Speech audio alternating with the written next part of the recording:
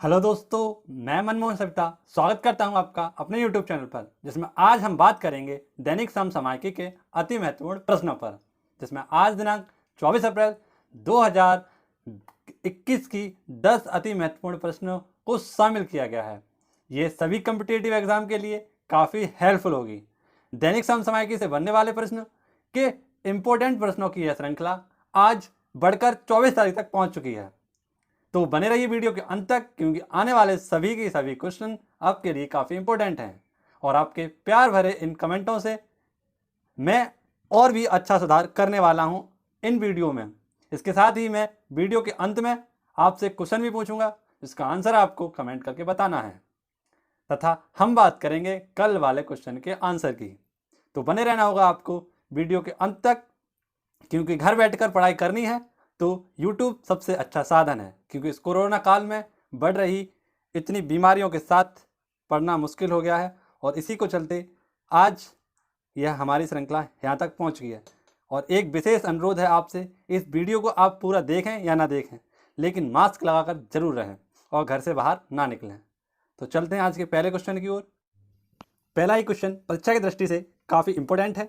आइए देखते हैं कि 19 अप्रैल 2021 को किस देश ने भारत के साथ समुद्री प्लास्टिक कचरे से संबंधित एक समझौते पर हस्ताक्षर किए हैं। तो 19 अप्रैल 2021 को आवास और शहरी कार्य मंत्रालय, भारत सरकार और जर्मन संघीय पर्यावरण मंत्रालय द्वारा प्रकृति संरक्षण और परमाणु सुरक्षा की ओर से एक समझौता किया गया है, और यह समझौता वर्चुअली यानी ऑनलाइन किया गया है। इस वर्चुअल मीटिंग के द्वारा यह बात कही गई कि भारत और जर्मनी गणराज्य के बीच समुद्री कचरे की रोकथाम के क्षेत्र में सहयोग के उद्देश्य से संयुक्त घोषणा पत्र पर रूपरेखा के तहत वर्ष 2019 में एक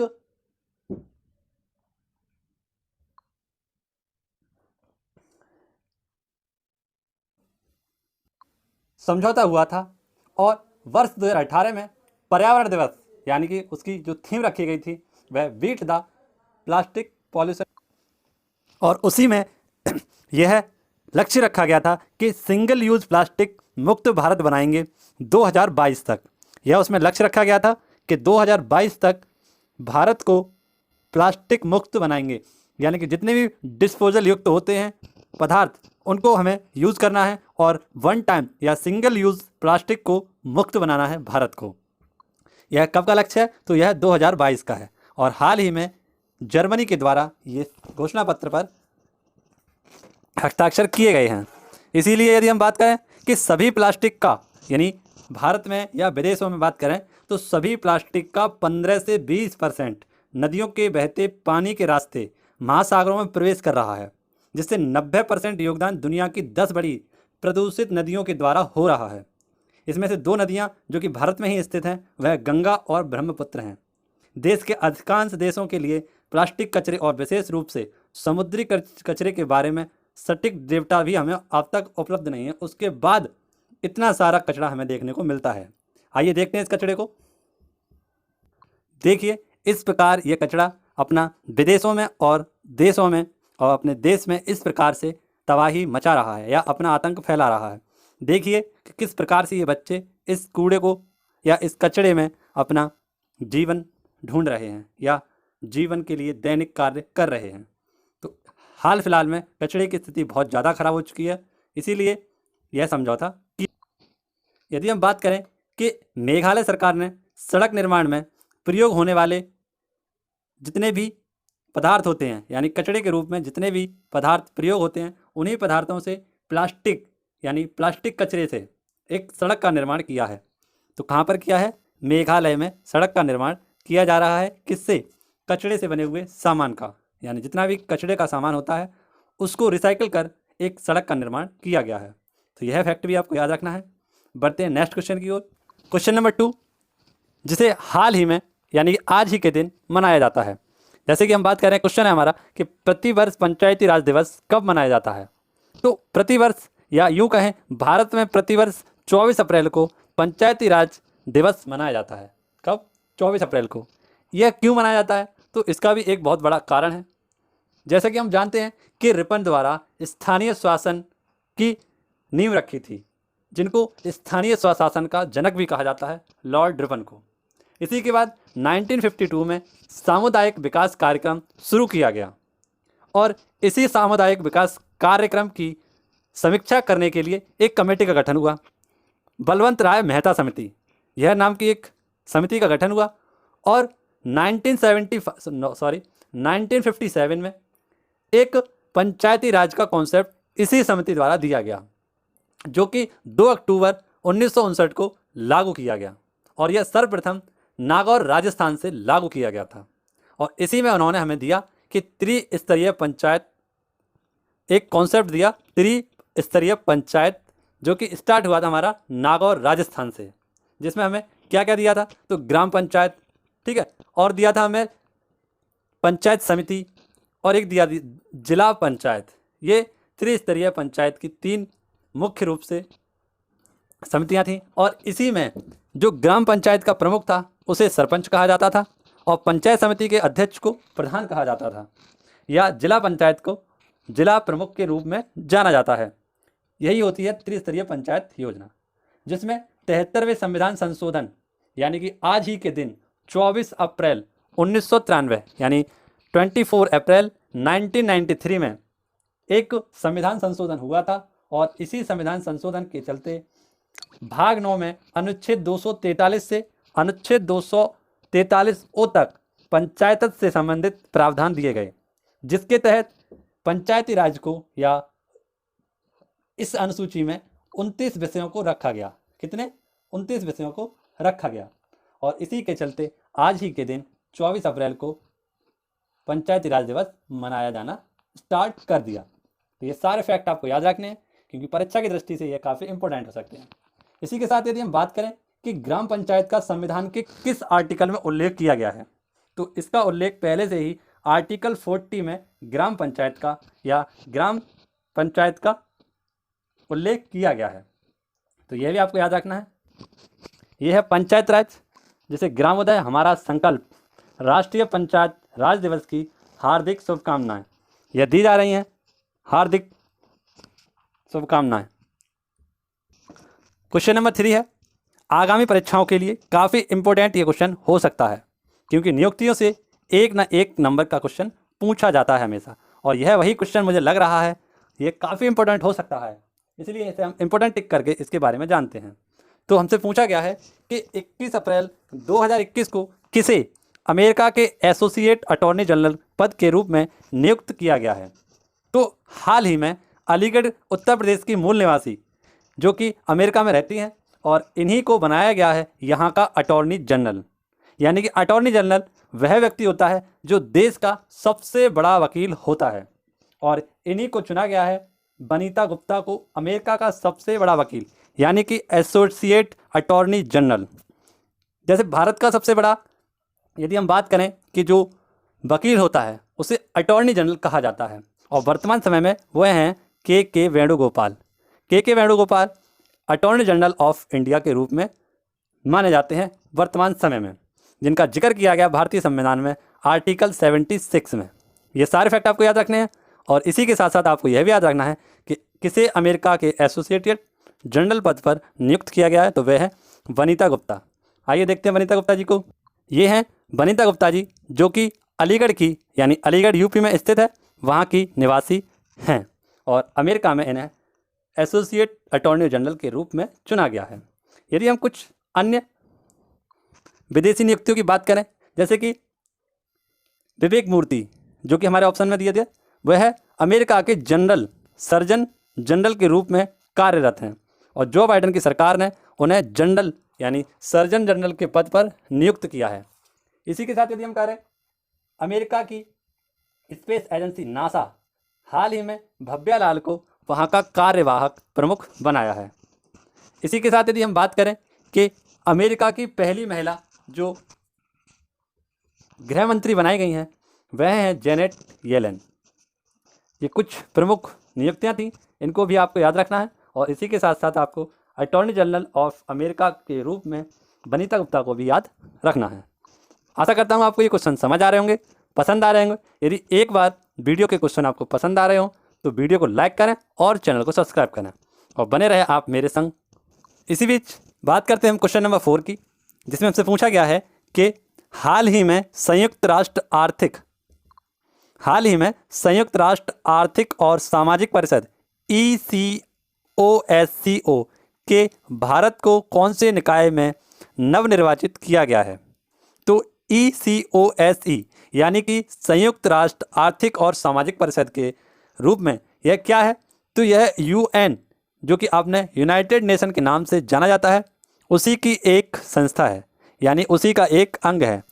UN के कुल मिला के 6 अंग हैं, उन्हीं में से एक अंग है ECSOCO यानी कि संयुक्त राष्ट्र आर्थिक और सामाजिक परिषद, जिसको यदि हम बात करें कि इसका जो हेडक्वार्टर स्थित है वह न्यूयॉर्क में ही स्थित है। और इसमें कुल मिला के 54 सदस्य की एक देशों का सदस्य है, 54 देशों के सदस्य हैं। इसी में भारत को 3 निकायों में शामिल किया गया है। इसके 3 निकाय हैं, इसमें भारत को शामिल किया गया। एक है हमारा अपराध निरोध आपराधिक आयोग में, एक विश्व खाद्य कार्यक्रम के कार्यकारी बोर्ड में, और लैंगिक समानता एवं महिला सशक्तिकरण संस्था में। इन तीनों में भारत को शामिल किया गया है। यदि हम बात करें कि अपराध निरोध आपराधिक, तो यह क्या है, इसमें यदि हम बात करें तो इसमें अपराधों से जुड़ी जितनी भी बातें होती हैं और आर्थिक सहायता से जुड़ी जितनी भी बातें होती हैं, उन सभी में इन देशों को शामिल किया जाता है। वहीं पर यदि हम बात करें कि विश्व खाद्य कार्यक्रम, इसे हाल ही में 2020 का शांति का नोबेल पुरस्कार भी दिया गया है। और विश्व खाद्य प्रोग्राम का जो हेडक्वार्टर है वह स्थित है इटली के रोम में इसका हेडक्वार्टर स्थित है, और 1961 में इसकी स्थापना हुई थी।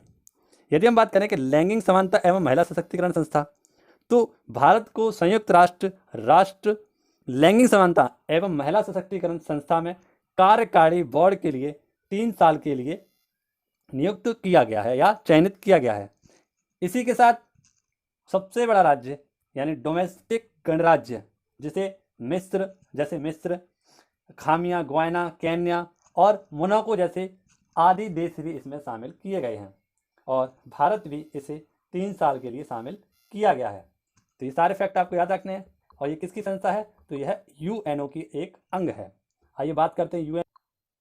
यह है UNO की बिल्डिंग, जो कि स्थित है न्यूयॉर्क, अमेरिका में, और इसकी स्थापना जो हुई थी वह 24 अक्टूबर 1945 में की गई थी। इसमें सदस्य देशों की संख्या है 193। UNO यानी यूनाइटेड नेशन ऑर्गेनाइजेशन में सदस्य देशों की संख्या है 193। और प्रेजेंट टाइम में इसके जो हेड हैं वह हैं एंटोनियो गुटारेस इसके प्रेजेंट टाइम में हेड है। ये कुछ बातें थी जो UN से हमें याद रखनी है। आइए बढ़ते हैं नेक्स्ट क्वेश्चन की ओर। और क्वेश्चन नंबर 5 है हमारा। आप देख सकते हैं कि किस प्रकार से ऑक्सीजन की कमी से हो रही मौतों में बढ़ोतरी होती जा रही है, और इसी बढ़ोतरी को कम करने के लिए जल सेना, थल सेना और वायु सेना अपने पुरजोर से सामने आ रही हैं। और इसी बीच भारतीय वायुसेना ने एक ऑपरेशन चलाया है। आइए देखते हैं इस क्वेश्चन को। यह हमारे लिए काफ़ी इंपॉर्टेंट है, और देश में चल रही घटनाओं से यह काफ़ी दुखद घटना भी को दूर करने के लिए एक ऑपरेशन चलाया जा रहा है। तो देखते हैं क्वेश्चन क्या कह रहा है कि हाल ही में कोविड-19 से तेजी से फैलने के कारण हुई ऑक्सीजन की कमी को लेकर भारत सरकार ने कौन सा ऑपरेशन शुरू किया है। तो भारत सरकार द्वारा ऑक्सीजन की कमी को दूर करने के लिए एक ऑपरेशन चलाया जा रहा है, जिसे नाम दिया गया है ऑपरेशन ऑक्सीजन। ऑपरेशन ऑक्सीजन के तहत वायुयान द्वारा जो कि 2 हेलीकॉप्टर शामिल किए गए हैं, जिसका एक का नाम है C-17 और एक का नाम रखा गया है IT-76। ये दोनों हेलीकॉप्टरों के द्वारा आपूर्ति को कम करना और परिवहन को मजबूत करने के लिए, यानी जहाँ पर भी ऑक्सीजन की कमी है वहाँ पर ऑक्सीजन की आपूर्ति करना, इस ऑपरेशन का उद्देश्य है। जैसा कि आपको पता ही है कि भारतीय वायुसेना इस काम में लगी हुई है, और इन्हीं जहाज़ों से इसको पूरा करने की कोशिश की जा रही है। आए दिन खबरें आ रही हैं कि ऑक्सीजन से इतने लोगों की मौत हो गई, ऑक्सीजन की कमी से इतने लोगों की कमी हो गई। तो इसी कमी को दूर करने के लिए यह ऑपरेशन चलाया जा रहा है। यह काफ़ी दुखद घटनाएं हैं, और 20 अप्रैल 2021 को रक्षा मंत्री राजनाथ सिंह ने सेना की जरूरी मेडिकल उपकरण खरीदने की इजाज़त दी है। जिसके तहत उन्होंने 23 मोबाइल ऑक्सीजन जनरेशन प्लांट्स को जर्मनी से एयरलिफ्ट कर भारत लाया जाएगा या भारत लाया गया है, और इस ऑपरेशन को नाम दिया गया है ऑपरेशन ऑक्सीजन। यह आपको याद रखना है। आइए देखते हैं C-17 और IT-76, ये दोनों हेलीकॉप्टर भारतीय वायुसेना को मदद प्रदान कर रहे हैं। यही है वह हेलीकॉप्टर जिसके द्वारा जर्मनी से नहीं हमें यह उपलब्धि या ऑक्सीजन को आपूर्ति की जा रही है। बढ़ते हैं नेक्स्ट क्वेश्चन, बात करते हैं क्वेश्चन नंबर 6 की। परीक्षा की दृष्टि से यह भी क्वेश्चन हमारे लिए काफ़ी इंपॉर्टेंट है, और इसमें बात करते हैं हम कि निम्नलिखित में से कौन सा देश वर्ष 2025 तक स्पेस स्टेशन लॉन्च करने वाला है। तो रूस ने अंतर्राष्ट्रीय अंतरिक्ष स्टेशन से बाहर निकलने और 2025 में अपना स्वयं का अंतरिक्ष स्टेशन लॉन्च करने की योजना बनाई है। रूस के अनुसार यदि हम बात करें, अंतर्राष्ट्रीय अंतरिक्ष स्टेशन यानी कि इंटरनेशनल स्पेस स्टेशन की संरचना पुरानी हो रही है, और स्टेशन पुराना होने के साथ साथ यह अपरिवर्तनीय परिणाम पैदा कर सकता है। यानी इनका जो पहले का जो अमेरिका और रूस की सहायता से स्पेस स्टेशन खोला गया था 1998 में, वह अब पुराना और जर्जर अवस्था में हो सका है, और उसके कारण कोई भी हादसा हो सकता है। इसी के लिए रूस ने अपना खुद का एक स्पेस स्टेशन लॉन्च करने की बात कही है, और 2025 तक उसे लॉन्च करने की उन्होंने वादा भी किया है। तो यह किसके द्वारा किया जाएगा? रूस के द्वारा। रूस की स्पेस एजेंसी रोसकॉस्मोस इसमें सहायता करेगी, और इसी के द्वारा स्पेस स्टेशन अंतरिक्ष में लॉन्च किया जाएगा। यदि हम बात करें कि रूसी अंतरिक्ष स्टेशन, रोसकॉस्मोस ने यह घोषणा की थी कि नए रूसी कक्षीय स्टेशन का पहला मुख्य मॉडल तैयार कर लिया गया है, और इसे 2025 तक पूरी तरीके से लॉन्च कर दिया जाएगा। आइए देखते हैं इसको। तो कुछ इस प्रकार का होता है यह स्पेस स्टेशन, जिसमें किसी भी उपग्रह के द्वारा गए अंतरिक्ष यात्री को रुकने, ठहरने और रहने की सारी व्यवस्थाएं उपलब्ध कराई जाती हैं, और इसी के उद्देश्य से इस स्पेस स्टेशन को अंतरिक्ष में स्थापित किया जाता है। तो यह कितनी ऊंचाई पर स्थापित किया जाता है? तो 400 किलोमीटर, यानी पृथ्वी से 400 किलोमीटर की ऊंचाई पर इसे स्थापित किया जाता है, और यह 93 मिनट में अपना पूरा एक चक्कर कर लेती है।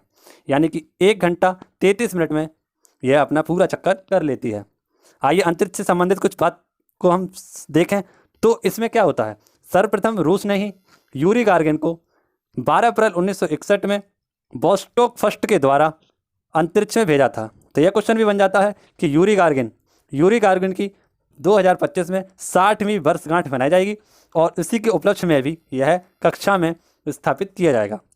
यूरी गार्गिन रूसी व्यक्ति थे जिनको वोस्टोक फर्स्ट के द्वारा प्रथम बार अंतरिक्ष में भेजा गया था 12 अप्रैल 1961 में। यह फैक्ट भी हमें याद रखना है, यह परीक्षा की दृष्टि से काफ़ी इंपॉर्टेंट हो सकता है। इसी बीच हम बात करते हैं क्वेश्चन नंबर 7 की। दोस्तों, यदि वीडियो के क्वेश्चन आपको पसंद आ रहे हों, समझ आ रहे हों, तो वीडियो को लाइक करना ना भूलें, क्योंकि यह आपके लिए काफ़ी इंपॉर्टेंट है, और कोरोना काल में चल रहे इस भयंकर बीमारी को आप दूर कर सकते हैं तो अपनी पढ़ाई से ही दूर कर सकते हैं, और घर में रहिए, मास्क लगा कर रहिए। तो आइए बात करते हैं क्वेश्चन नंबर 7 की, और इसमें पूछा गया है कि 23 अप्रैल 2021 को भारतीय रिजर्व बैंक ने HDFC बैंक का अंशकालिक चेयरमैन किसे नियुक्त किया है? अंशकालिक चेयरमैन मतलब यानी पार्ट टाइम चेयरमैन के रूप में किसे नियुक्त किया गया है? तो पार्ट टाइम चेयरमैन के रूप में नियुक्त किए गए हैं अतुल चक्रवर्ती। यानी हम बात करें कि निजी क्षेत्र के HDFC बैंक ने 23 अप्रैल 2021 को कहा कि रिजर्व बैंक ने अतुल चक्रवर्ती को बैंक का पार्ट टाइम चेयरमैन यानी अंशकालिक चेयरमैन के रूप में नियुक्त करने की मंजूरी प्रदान कर दी है। बैंक की बोर्ड बैठक ने पहले चक्रवर्ती के नाम पर फैसला हो चुका था, यानी कि इनको पहले ही इस बात से मंजूरी मिल गई थी कि इन्हें HDFC का अंशकालिक चेयरमैन नियुक्त किया जाएगा। यदि हम बात करें ये कौन है अतुल चक्रवर्ती जी, तो अतुल चक्रवर्ती 1985 के गुजरात कैडर में प्रशासनिक सेवा IAS अधिकारी रह चुके हैं, और वर्ष 2020 में आर्थिक मामलों के विभाग के सचिव पद के रूप में भी इन्हें नियुक्त मिल चुकी है, और अब इन्हें बनाया गया है HDFC बैंक का कार्यकारी अध्यक्ष। यदि हम बात करें कि HDFC बैंक, तो HDFC बैंक की इन्हें अंशकालिक अध्यक्ष के रूप में चुना गया है। HDFC बैंक जो है सेकंड प्राइवेट कंपनी है, और इसका हेडक्वार्टर स्थित है मुंबई में। यदि हम बात करें कि फर्स्ट प्राइवेट कंपनी कौन सी है, तो ICICI bank first private bank है जो कि जिसके चेयरमैन हैं GS चतुर्वेदी। और हाल ही में HDFC के जो अध्यक्ष बनाए गए हैं वे बनाए गए हैं अतुल चक्रवर्ती। तो ये प्रमुख नियुक्तियां भी आपको याद रखनी है। आइए बात करते हैं कुछ नियुक्तियों की। तो हाल ही में रेलवे बोर्ड के नए अध्यक्ष के रूप में चुना गया था सुनीत शर्मा जी को। सुनीत शर्मा जी को रेलवे बोर्ड का नया चेयरमैन चुना गया था। और किसके स्थान पर? YK यादव। और इसी के साथ हम बात करें तो हाल ही में स्टील अथॉरिटी ऑफ इंडिया यानी शोभा मंडल जी को इसका नया अध्यक्ष चुना गया था। स्टील अथॉरिटी ऑफ इंडिया की जो नई अध्यक्ष चुनी गई थी वह शोभा मंडल जी को चुना गया था। इसी के साथ यदि हम बात करें कि चुनाव आयोग उपचुनाव आयुक्त किसे चुना गया है तो उमेश सिन्हा जी को इसे चुना गया था। और हाल ही में इंडिया पोस्ट पेमेंट बैंक यानी कि इसके प्रबंधक निदेशक चुने गए थे जे वेंकट रामू। और हाल ही में संसद टीवी के CEO के रूप में चुना गए थे वह चुने गए थे, कौन चुने गए थे? तो रवि कपूर जी को उन्हें चुना गया था। किसे? रवि कपूर जी को चुना गया था। तो यह क्वेश्चन भी आपको याद रखना है। आशा करता हूँ आपको यह समझ में आ रहे होंगे। इसी के साथ एक और मैं आपको बता दूं जो कि काफ़ी इम्पोर्टेंट है कि भारत के मुख्य सांख्यिकीविद के रूप में किसे चुना गया था? तो डॉक्टर GP सामंत को नए मुख्य सांख्यिकीविद के रूप में चुना गया था। बात करते हैं नेक्स्ट क्वेश्चन की। नेक्स्ट क्वेश्चन है हमारा, जैसा कि आप लोगों को पता ही है कि किस प्रकार से फ्रंटियर वॉरियर्स कोरोना काल में हमारे लिए वरदान साबित हो रहे हैं और काफ़ी ज़्यादा दिक्कतों का सामना कर हमें इस कोरोना संकट में बचाने की पूरी पुरजोर कोशिश कर रहे हैं। और इसी के चलते प्रधानमंत्री जी द्वारा एक ऐलान कर दिया गया है। आइए देखते हैं इस क्वेश्चन को। इस क्वेश्चन में पूछा गया है कि केंद्र सरकार ने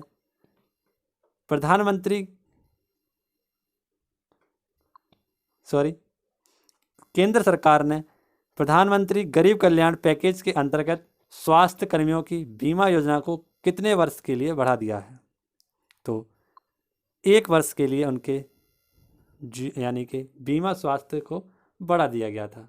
यानी पहली बार जब स्वास्थ्य जीवन बीमा आया था तो 2016 में आया था। 2016 में PM गरीब कल्याण योजना आई थी और पुनः 2020 में इसको बढ़ाकर यानी स्वास्थ्य बीमा को बढ़ाकर 50 लाख रुपए कर दिया गया, क्योंकि हाल ही में कोरोना संकट के बढ़ने के कारण यह दिक्कत फिर से शुरू हो गई है। और जितने भी फ्रंटियर वॉरियर्स हैं यानी स्वास्थ्य कर्मियों के जितने भी बीमा योजना थे उनको 1 साल बढ़ाने का ऐलान कर दिया गया है। यानी कि इसे 1 साल तक और बढ़ाया जाएगा। इसे वर्ष 2021 से बढ़ाकर 2022 कर दिया गया है। यानी कि 20 अप्रैल 2021 से अब इसे 20 अप्रैल 2022 तक लागू रखा जाएगा और इसके तहत स्वास्थ्य कर्मियों को 50 लाख रुपए का बीमा प्रदान किया जाएगा। मंत्रालय ने बयान जारी कर कहा था कि इस योजना के कोरोना से निपटने में मदद कर रहे स्वास्थ्य कर्मियों के मनोबल को बढ़ाने और अहम मनोवैज्ञानिक भूमिका निभाई है और कोरोना योद्धाओं के प्रधानमंत्री गरीब कल्याण पैकेज में इसे 24 अप्रैल 2021 तक निपटाए जाएंगे। इसके कारण कोरोना योद्धाओं के लिए नई बीमा पॉलिसी प्रभाव में लाई गई है। केंद्र सरकार ने कोरोना वायरस महामारी से लड़ रहे हेल्थ केयर वर्करों के लिए यह सुरक्षा प्रदान की है और यह योजना लागू पुनः कर दी है, जिसे बढ़ाकर 1 साल कर दिया गया है। आइए बात करते हैं फ्रंटियर वॉरियर्स की। तो यह संपूर्ण देश को इस प्रकार से बचाए हुए हैं कि जैसे भगवान नीचे उतर आ गए हों। यह एक भगवान की तरह संपूर्ण मानव जाति के लिए एक वरदान के रूप में उतर कर आए हैं और इस प्रकार से कोविड-19 में बचाव प्रक्रियाओं को समझाकर और हर व्यक्ति का इलाज कर भगवान बन चुके हैं। आइए बात करते हैं कि किस प्रकार से लगे रहते हैं काम में, न दिन का पता है न रात का पता है, और इस गर्मी में भी इस किट को पहनकर किस प्रकार से यह इलाज को संभव कर रहे हैं। और कोरोना हारेगा, देश जीतेगा, यह हमारा संकल्प है। इसीलिए आप लोगों से एक ही गुजारिश है कि मास्क लगा कर रहें, घर में रहें। आशा करता हूँ आपको यह बात समझ में आ रही होगी। बढ़ते हैं नेक्स्ट क्वेश्चन की ओर। नेक्स्ट क्वेश्चन है हमारा, और परीक्षा की दृष्टि से काफ़ी इंपॉर्टेंट क्वेश्चन भी है। आइए देखते हैं इस क्वेश्चन को। 20 अप्रैल 2021 को जारी वैश्विक ऊर्जा संक्रमण सूचकांक 2021 यानी एनर्जी ट्रांजिशन इंडेक्स 2021 में भारत ने कौन से स्थान प्राप्त किया है? तो हाल ही में 20 अप्रैल 2021 को वैश्विक आर्थिक फोरम ने वैश्विक ऊर्जा संक्रमण सूचकांक 2021 जारी किया है।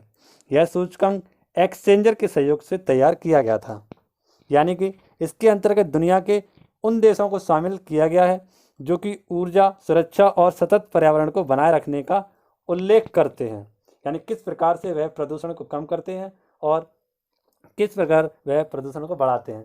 इसी के चलते यह रैंक जारी की गई है, और इसमें सर्वप्रथम यानी प्रथम स्थान जो आया है वह आया है स्वीडन का, यानी कि इसमें सबसे अग्रणी यानी नेट शून्य उत्सर्जन जो कर रहा है वह है स्वीडन।